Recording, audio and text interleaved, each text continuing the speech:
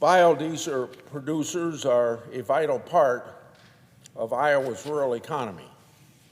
In 2021, Iowa produced 340 million gallons of biodiesel, which helps Iowa farmers add value to each bushel of soybeans by producing a much-needed transportation fuel in addition to high-protein animal feed. Not only is biodiesel good for Iowa's economy, it's also significantly better for the environment. According to our Department of Energy, greenhouse gas emissions from biodiesel are as much as 74% lower as compared to traditional petroleum diesel. Recently, we've seen rapid growth in the renewable diesel production, which also uses soybeans as a feedstock. Currently, the United States has the capacity to produce about 900 million gallons of renewable diesel.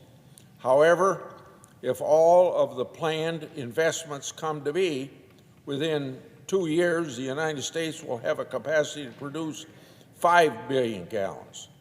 Despite rapid growth in the biodiesel industry, the Environmental Protection Agency has proposed a mere 60 million gallons increase in RFS volumes for 2023. The proposed RFS volume is particularly disappointing given that the Energy Information Administration predicts a 500 million gallon increase. So it's very clear. It sounds like the EPA has failed to consult with the executive branch's own energy department. This bad policy can be corrected because this is just a proposed rule. The EPA has the ability to correct its mistakes in the final rule. If the EPA fails to account for expected growth in this industry, then the EPA will have failed soybean farmers in the United States, my state of Iowa, as well.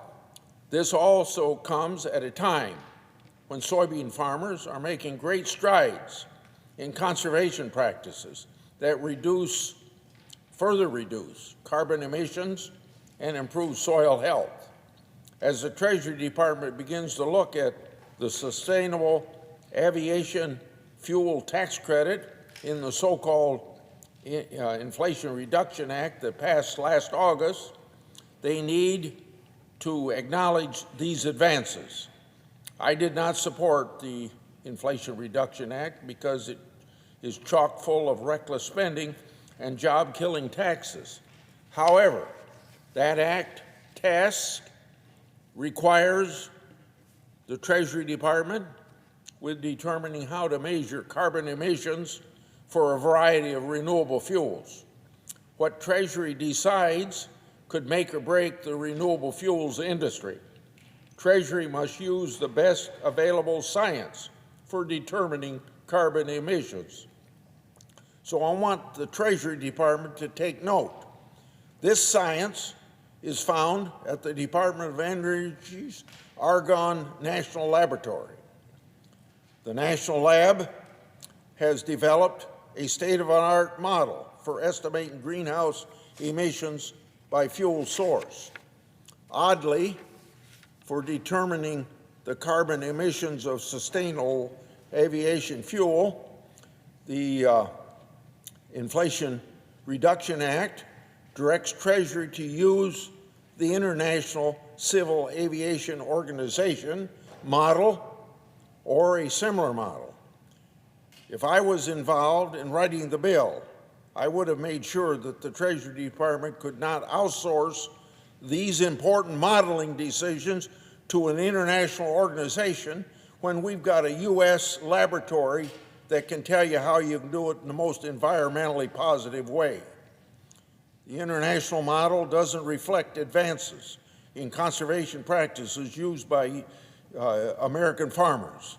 American farmers are at the cutting edge of conservation practices, and that should be reflected in any model that Treasury adopts.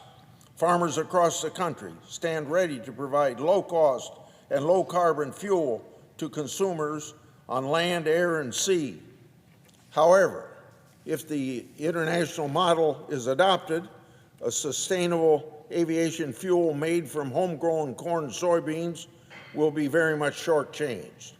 As the Treasury Department begins to write these regulations, as a result of the Inflation Reduction Act, it must listen to farmers and our own scientists, particularly the scientists at our own Department of Energy. We should not be awarding tax benefits based on an international model that is very much outdated and very much out of touch, and that has shortchanged American innovation as proven by our laboratory in the Department of Energy. I yield the floor.